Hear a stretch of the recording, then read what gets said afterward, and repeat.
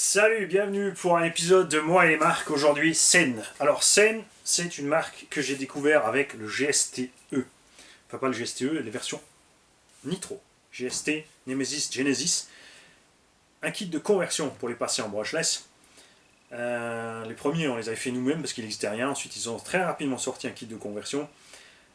Pour notre plus grand plaisir, évidemment. Donc, c'est un engin qui avait la taille d'un Savage XL. À l'époque, l'XL n'existait pas encore. Donc c'était le plus gros MT1.8 du marché. Les GST-E étaient livrés d'origine en 4S avec un cerveau un peu faiblard.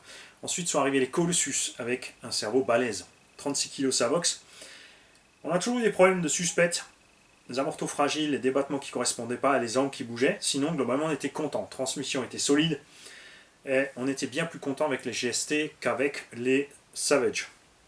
En faisant les mêmes conneries avec ces deux machines, le Colossus ou le GST-E s'en sortait toujours mieux, surtout au niveau de la transmission parce qu'il y avait 3 diffs à bord. Sen a fait plein d'autres choses. Ils ont fait un truggy qui s'appelait le Matrix, ils ont fait une série de... Enfin non, Matrix, il y a plusieurs noms de Matrix, ils ont fait des 1/5 et plein de choses, des trucs immondes, des trucs moches, des trucs bizarres. La série Matrix 1/5 existait en brushless, mais totalement inadapté. Et même le 4S dans le Sen n'était pas tout à fait à sa place. Ça marchait bien, mais tu tirais fort du jus. Étagement beaucoup trop long. C'était plus à l'aise avec un moteur avec moins de kV ou avec 6S. Et toujours moins de kV évidemment. Ça tourne beaucoup mieux que le Savage. La direction est balèze, la transmission était plus solide, les châssis étaient plus solides, les amortos étaient tout aussi nuls que ceux du HPI. Évidemment, ces deux caisses étaient loin, loin au-dessus du Emax et du Erevo qui étaient pour le prix honteux. Rien ne rattrapait ces deux caisses et rien ne rattrapait surtout le GST. Donc j'en ai roulé pendant une dizaine d'années. J'en ai acheté. Ensuite ils ont fait ça, en faisant quelques erreurs majeures, ils l'ont juste rallongé. Donc, ouais. Ça c'est dans la vidéo détail du Reaper. Donc une grande histoire d'amour entre moi et Sen. J'adore ces caisses. Malheureusement, alors ils ont fait aussi un buggy, hein, mais il y avait un buggy, un truggy MT. J'ai jamais testé le buggy et le truggy parce qu'il n'existait pas en brushless tout simplement. Les 1/5 brushless, ça m'attirait pas du tout, vu leur montage. On avait toujours des problèmes pour les pièces, sauf sur le GST-E. Et même à l'heure actuelle, Sen est toujours très mal distribué en France et hors de prix. Le Sen Reaper coûte 850 € contre 570 à l'étranger. L'American Force coûte 670, enfin 630 et 670 à l'étranger et introuvable en France. Les pièces de rechange sont très très chères en France, tout sur commande souvent.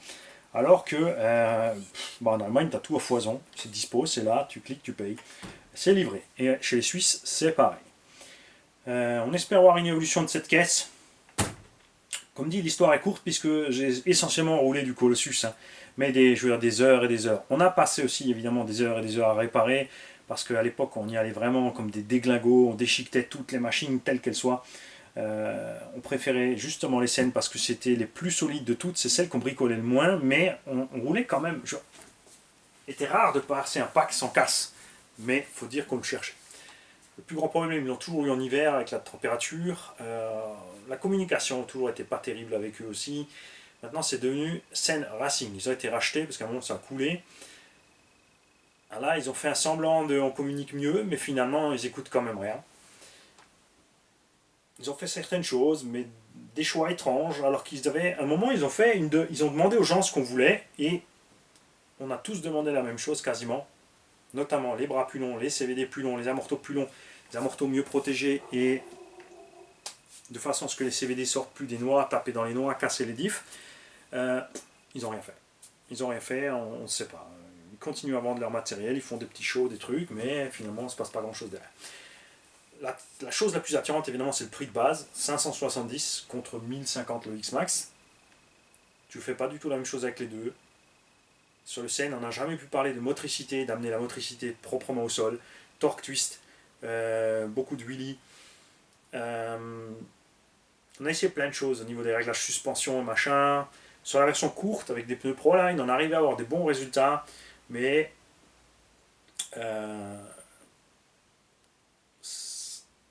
c'était loin de ce qu'on pouvait avoir en motricité avec un Truggy par exemple.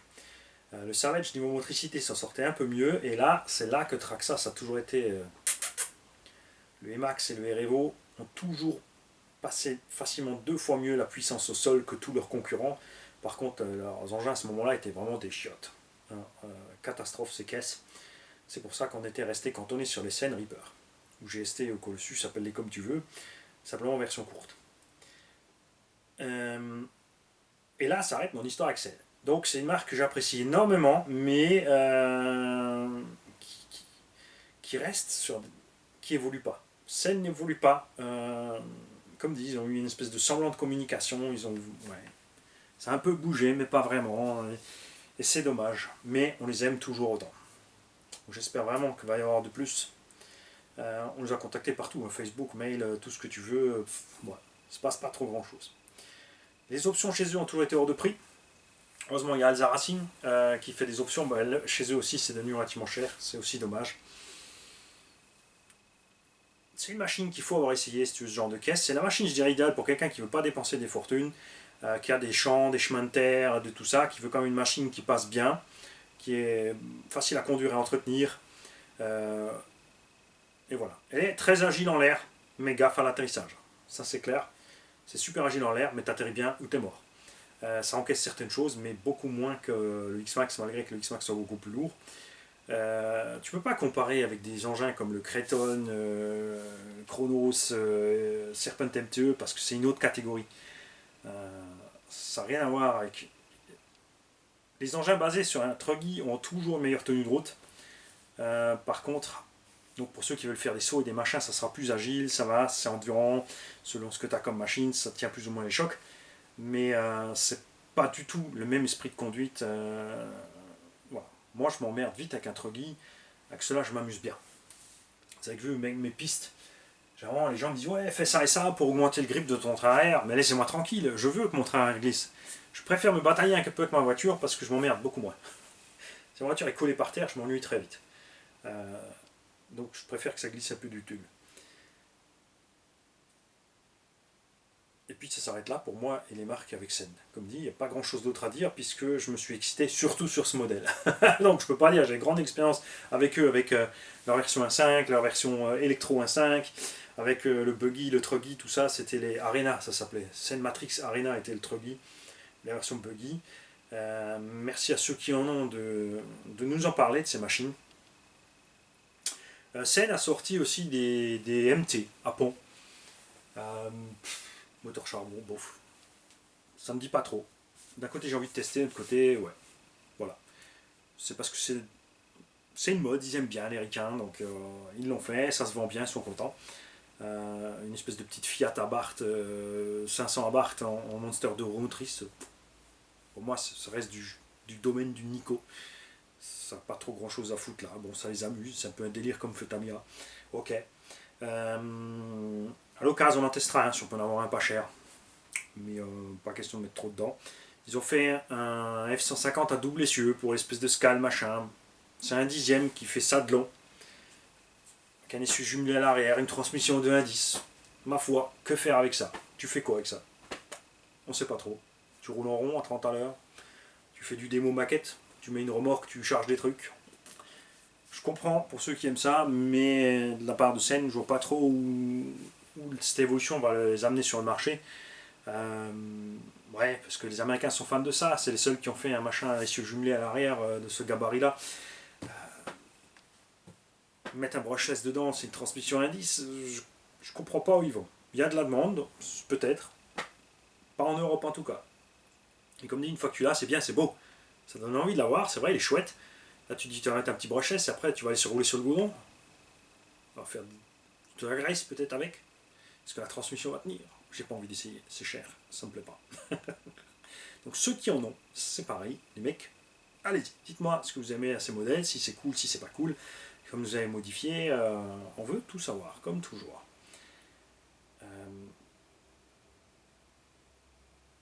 Il est grand temps que Scène se bouge. Ça fait 20 ans ou plus qu'ils nous font les mêmes pièces, la même plateforme avec les mêmes problèmes. Ça a passé le temps, mais parce que pendant longtemps, pendant 10-15 ans, il n'y avait vraiment pas de concurrent à cette caisse. Il y avait le HPI Savage, le Savage XL, mais il coûtait beaucoup plus cher, et il fallait quand même l'optionner pour réussir à faire la même chose qu'avec le GST d'origine, qui lui par contre manquait d'options, Il aurait vraiment fallu qu'il y ait des upgrades sur les suspensions, les tourelles, tout ça. Ça existait un moment et ça a redisparu. En fait, ça existait juste avant que j'arrive dans cette gamme. On trouvait des tourelles alu, des machins, mais hors de prix et très dur à trouver. Ça a disparu, maintenant ça revient, mais c'est de nouveau hors de prix. Mais c'est beau, si vous allez voir la gamme Chaos en option pour cette caisse, oui, c'est beau. Ça donne envie, mais après ça finit sur une étagère parce que tu veux pas l'abîmer. Ciao les gars.